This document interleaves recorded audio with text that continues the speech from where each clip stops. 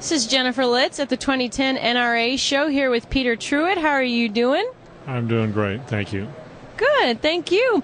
And your company, Truitt Brothers, has a lot of sort of educational outreach events and I guess, tours going on based in Oregon, where you all are based. And I guess I'd like to ask about the Northwest Sustainability Discovery Tour that's coming up. Tell me a little bit about that, please. Well, I would love to talk about it. The Northwest Sustainability Discovery Tour was conceived out of the frustration over the ambiguity of the term sustainability. There are so many different applications of that term. People define it differently and use different terms to define it.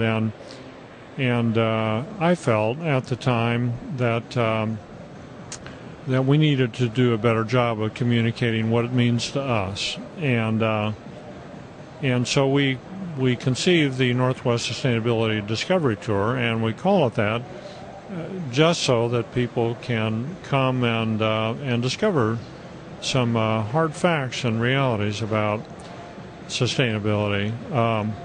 We spend 2.5 days gathering initially, and then we spend half days indoors listening to people that really know what they're talking about, that are grounded in the topics, researchers that have researched consumer behavior, researchers that have researched environmental impacts of food products from cradle to grave and so on.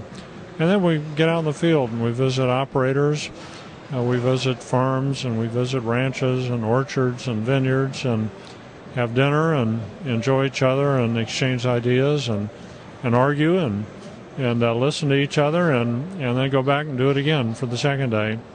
And then we finally conclude with a nice dinner, and everybody goes on their way, hopefully enlightened in some way. That was the word I was going to use, enlightened. And speaking of being enlightened and the ecological or environmental impact of food, I think a lot of people, we were just talking about, have some misconceptions about what some of the biggest environmental impacts of food comes from. Can you speak to that kind of briefly? I'd love to, Jennifer. Well, for most people, the most visible and meaningful part about responsible and transparent and sustainable practices is the things they do in their operations. Do they recycle? Do they conserve water? Do they conserve power? And so forth. And these are powerful ways to create in the mind of the consumer progress and improvement in their operations. And we all start there. We all start with the things that we can get control of. But the far bigger story is what takes place on the farm or the ranch that grows the food, raises the food, that harvests the food.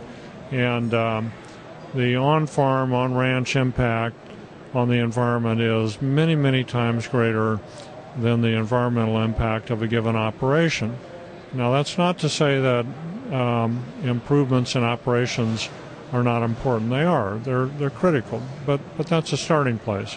That's not the finishing place. And then, well, what do you do about the food part of it? Well, that's the hard part. You got to roll up your sleeves, and you got to think, and you got to do some research, find out where your food comes from, how it got to your door, how it was produced, were there pesticides used on it, were there fungicides used on it, and then what happens to the food when you're through consuming it, or your consumers are through?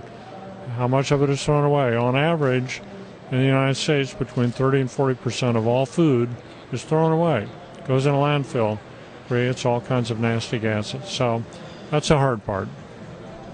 When you told me that, I thought of the old adage, when you throw food away, there are people starving in China. But I mean, moreover, when you throw food away, the planet is burning. You never even realize how much food gets thrown away. But I mean, that just, I guess, speaks to the power of information and sort of mistruths, I guess, that people don't know about. So speaking of that, you guys have a webinar coming up. Tell me a little bit about what that will cover. You bet, Jennifer. It will cover a lot of what I just talked about. The webinar is on June the 8th, and it's conducted by the Hartman Group in Seattle. And the Hardman Group has been at this for 2 decades, researching health, wellness, and sustainability with the consumer attitudes. What does the consumer think of it? And there is a big disconnect in the mind of the consumer. Only 25% of consumers, according to Hardman, can name a sustainable product. And yet 75% of consumers say that sustainability matters when they make purchase decisions. So there's a big disconnect there.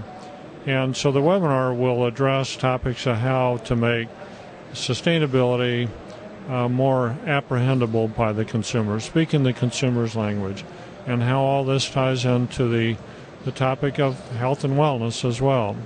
And that will be on June the 8th. And let's see here, Jennifer, we've got some information here. You can call the Hardman Group, or you can get on their website. Maybe the easiest way to do it is to get on www.hardman-group.com for more information. Well, great. Well, thank you so much, Peter, and appreciate all of your input. You're welcome, Jennifer. All right. Thank you.